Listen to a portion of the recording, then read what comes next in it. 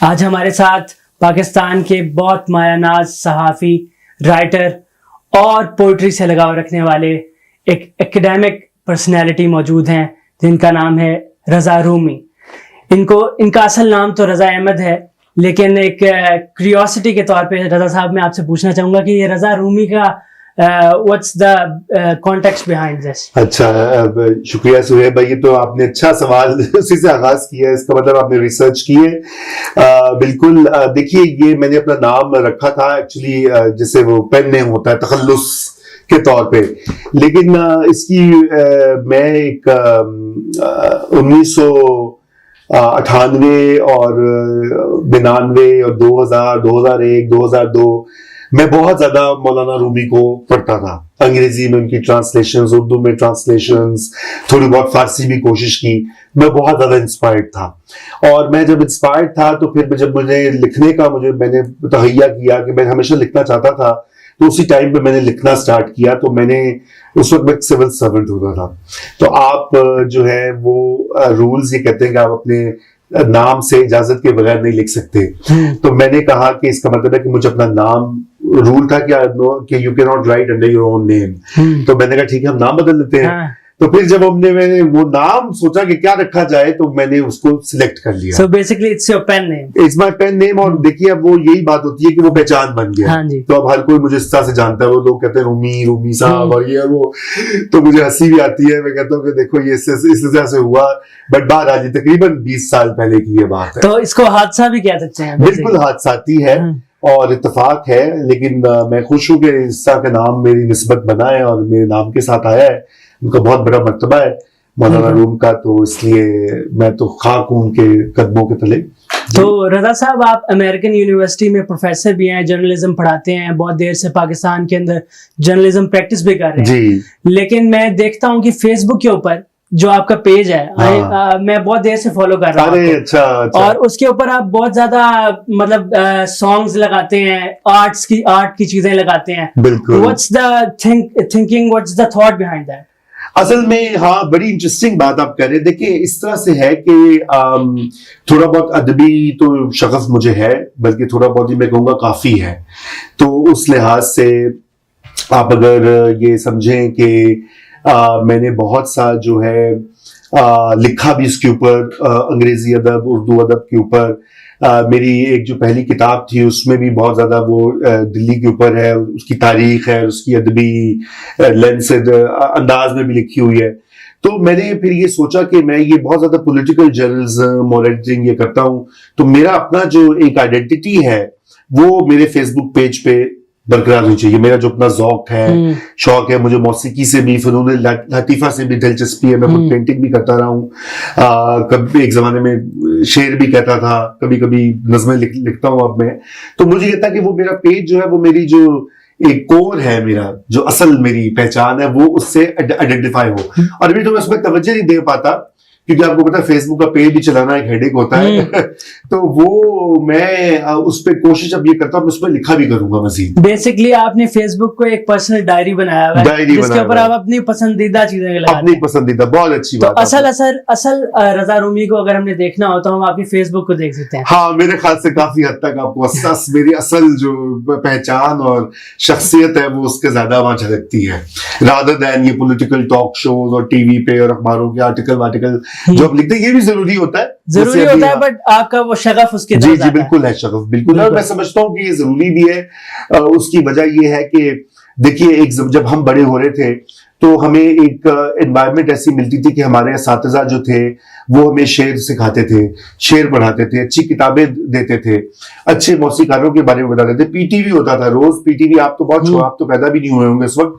تو ہم P T V کو میں ہمیں پتہ لگتا ہے کلاسیکل میوزک کیا ہوتا ہے، سیمی کلاسیکل کیا ہوتا ہے، مہدی حسن، نور جہاں، یہ ہم بچپن میں دیکھ رہے تھے. لیکن میرے بچے ہیں ان کو یہ بالکل بھی اویلیبل نہیں ہے. ان کو کوئی ایسا اس وقت پاکستان کے ٹی وی میں کچھ نہیں ہے جو اب وہ تو ویسے ہی ہم باہر چلے گئے وہاں تو ویسے الٹا وہ انگریز بن گئے ہیں لیکن ان کو کوئی ایکسپوجر ہی نہیں ہے. اسی وجہ سے میری جو بیٹی ہے چھوٹی اس نے پھر اس کے لیے تو باقاعدہ پھر ہم نے ایک استاد کا اہتمام کیا کہ تاکہ وہ اردو باقاعدہ سیکھے اور اس کو بھی شوق ہے شغف ہے وہ خود بھی شاعری کرتی ہے لیکن اس کو سیکھا اس نے میر کو پڑھا غالب کو پڑھا ناصر کاظمی کو پڑھا منیر نیازی کو پڑھا اسی وجہ سے کہ تاکہ ان کی تربیت اس ماحول میں ہو کیونکہ ہم یہ آج کی جو جنریشن ہے آپ کی جنریشن جو ہے میں ایزیوم کر رہا ہوں آپ مجھ سے بہت ینگ ہیں تو آپ تو خود آپ کا اگر شوق ہوگا تو ہوگا ورنہ آپ کو کوئی بتانے والا نہیں ہے. بالکل تو یہ بہت ضروری ہوتا ہے. میں سمجھتا ہوں دیکھیے ہمارے یہاں تو روایت بھی ہے ہمارے مشرق میں استادوں کی جو بڑے شاعر بھی تھے ان کے بھی اساتذہ ہوتے تھے اساتذہ کے اساتذہ ہوتے تھے. اچھا پھر اسی طرح اگر آپ صوفی سلسلوں کو دیکھیں صوفی بلیف سسٹم کو دیکھیں تو وہاں بھی مرشد اور وہ والا مرشد بھی جو آڈیو میں آیا ہے اس پہ آتے ہیں ابھی بات اصلی والا مرشد تو مرشد کا اور وہ کانسیپٹ بڑا کلیئر ہوتا ہے. آپ سیکھتے ہیں اور آپ اس کا ادب اور تعظیم کرتے ہیں آپ سیکھتے ہیں اور پھر آپ خود جیسے کہتے ہیں نا با ادب با مراد فیض کا سلسلہ یہ وہ والا فیض نہیں ہے اصلی والا فیض.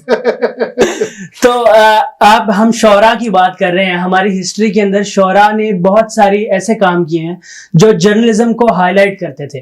فار انسٹنس فیض احمد فیض کا کام جو ہے it was all about because he was also a journalist. جی بالکل. تو آپ کو کیسے لگتا ہے کہ آج کے دور کے اندر اس طرح کے ریولوشنری شعراء کا کیا فقدان جو ہے وہ پاکستان کے جرنلزم کے اندر بہت ضروری ہے آپ کا اس بارے میں کیا پوائنٹ آف ویو؟ دیکھیے پاکستان میں تو ہر چیز کا میں فقدان ہے جرنلزم ہو شاعری ہو انفارچونیٹلی دیکھیں نا کتنے بڑے ابھی بھی لوگ اچھے شعر کہہ رہے ہیں بہت اچھے شعراء بھی ہیں لیکن وہ جو ایک کوالٹی ہمیں دکھائی دیتی ہے آج سے 20-30 سال پہلے بھی احمد ندیم قاسمی صاحب سے میں بچپن سے واقف تھا میرے وہ والدہ کے استاد تھے تو میں اس لیے ان کو جانتا تھا لیکن ان جیسے شاعر نہیں ہے حقیقت یہ ہے. بالکل. تو یہ انحطاط جو ہے یہ ہر شعبے میں آیا ہے اور صحافت میں بھی آیا ہے شاعری میں بھی آیا ہے ادب میں بھی آیا ہے.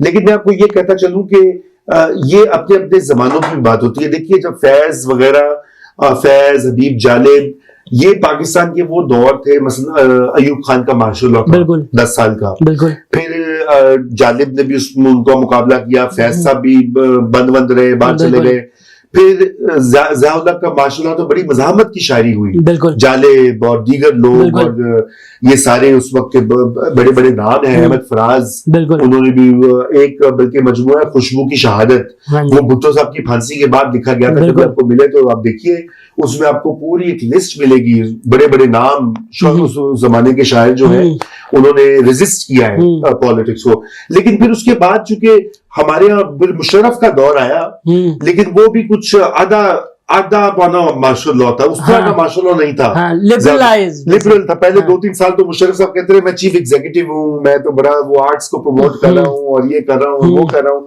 بعد میں ذرا اینڈ میں آ کے ڈنڈی مار کے وہ یہ کام کیے لارنس موومنٹ کے دوران. لیکن وہ دور بھی بدل جاتے ہیں نا تو اس لیے ضروری نہیں کہ ہر دور میں مزاحمت کی شاعری کے انداز بدل جاتے ہیں. بالکل. تو رضا صاحب آپ مجھے یہ بتائیں کہ وہ جو دور تھے جس کے اندر کھلی عام ایک پریکٹس کی جاتی تھی پاور پریکٹس ہوتی تھی آج بھی وہ پاور سرکلز موجود ہیں جیسے کہ آپ جانتے ہیں اب پبلک اویئر ہو چکی ہے کہ ٹروسٹ ڈیموکریسی جو ہے پوری دنیا میں نہیں ہے کہیں نہیں ہے. تو آپ کو کیا لگتا ہے کہ پاکستان کے پاور سرکلز آج کل ٹرو ڈیموکریسی کو پروموٹ کرنے میں کیوں یعنی ایک ہنڈرنس بنے ہوئے ہیں؟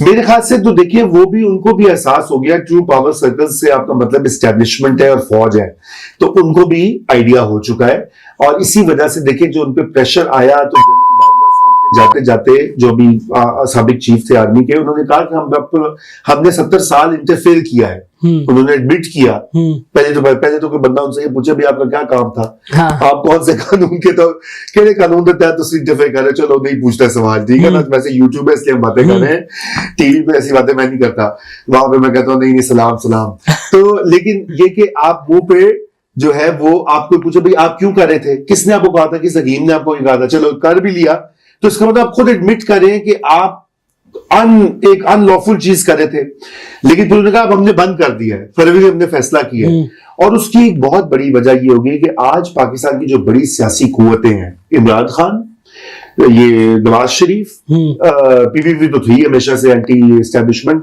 ये सारे के सारे यही राग अलाप रहे हैं, ठीक है ना। इनमें से कोई ऐसा नहीं है जो इस वक्त इमरान खान की तरह या उससे पहले 80s में नवाज शरीफ या उससे 50s 60s में भुट्टो की तरह कोई बी टीम अभी बनने को तैयार नहीं है। पब्लिक ओपिनियन खिलाफ हो गया है, हाँ जी, ठीक है ना। और उसमें इमरान खान का बहुत बड़ा रोल है।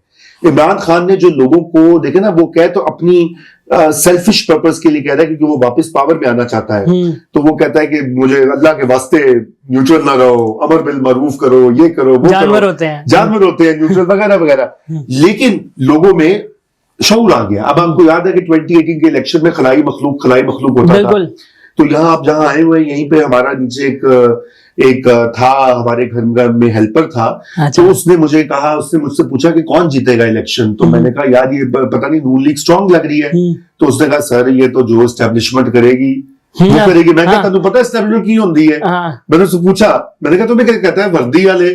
अब देखो वो उसको उस वक्त, और आज बंदे रह गए थे बाकी, उनको इमरान खान ने वो दे दिया। बिल्कुल। तो इसलिए अब बड़ा मुश्किल हो गया है to do this, to control. Thank you very much. ये आसानियां और मुश्किलात हमारी सियासत में चलती रहती हैं। नाजरीन, इंशाल्लाह मौका मिला तो अगली बार फिर रजा रूमी के साथ हाजिर होंगे।